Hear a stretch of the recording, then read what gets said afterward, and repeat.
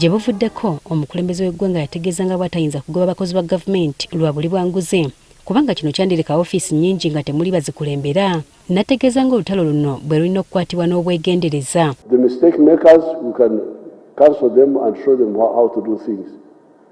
Because if we are to punish all the mistake makers, we will have nobody to work with. Ne bwe yali ebukedde ewa sipiika wa palamenti nga baggulawo eddwaliro, ensonga y'enguzi teyalema kugikoonako.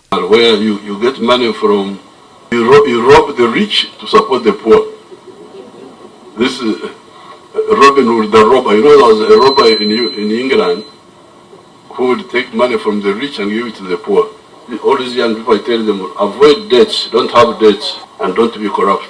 Katoyinza okugamba nti ne sipiika wa palamenti Anita Among yeewola ku bigambo bya mukama we ku nsonga y'okulwanyisa enguzi bwe yali omubaka wa Lwengo Sisi Namujjo. And you're better off having a child even if she goes and eats something so long as she brings back home. Kati ate oyinza okugamba nti ye General Kahindo Tafire, minisita w'ensonga z'omunda mu ggwanga, bwe yabadde ayogera ku nguzi teyabadde na bigambo biwooma eri bakulembeze banne Kabe Kasinge ne bakama be. Leaders don't steal. We don't elect leaders to steal. Nobody worth their salt should glorify corruption. Oh, that this person stole and shared with you. No. You steal 10, you share with us 1, and then you say you stole on our behalf. Did we send you to steal? If you are in leadership, you have to be upright and accountable.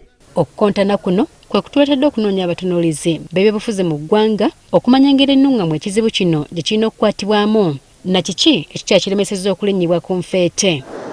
Siraje Nsanja, omutunuulizi w'ebyobufuzi, atutegeeza ng'ebigambo by'abakulembeze bano byonna bwe birina kye biraga ekibula mu lutalo luno. Kiraga okubeera nti oba oliawo yeekubye endeka-mwoyo ne balaba nti obunene bw'ekizibu nabwo bujja batwaliramu ng'alinga agamba mbu kati twongezeemu amaanyi twongeremu n'obukugu mu kubeera nga tukwataganya abantu bano.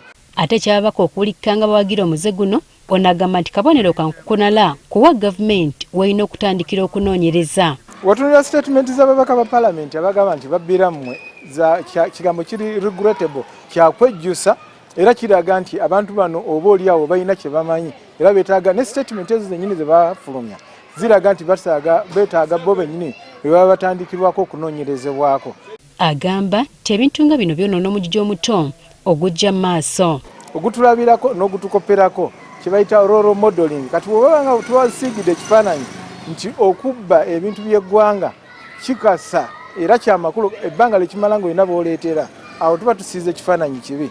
Nsanja agamba waliwo abantu abatakoze mulimu gwabwe ekikyasibya obuli bw'enguzi mu ggwanga. Amateeka ge tulina malungi nnyo era gamala okusoomozebwa kuli ku kitongole kiramuzi n'ekitongole kya DPP. Ebyo ebitongole bibiri singa binaakola kye birina okukola kye tuyita JIROS, Justice Law and Order Sector.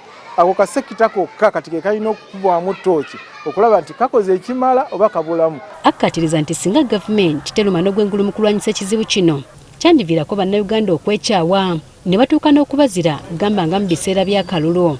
Obuli bw'enguzi bugasse abantu bannayuganda, bugasse abantu ab'emyaka gyonna, bugasse abantu abali mu masoso g'ebyalo n'abali mu bibuga, ne buteeka wamu abayivu n'abatali bayivu, bonna ne babeera nga buli omu awulira bumutamye era yeetamiddwa. Era n'agamba nti n'abakwatiddwa mu buli bw'enguzi basaanye bakangavulwe ate mu lwatu olwo kibeera ekyokulabirako eri abalala. Abantu tebalabawo babonerezebwa.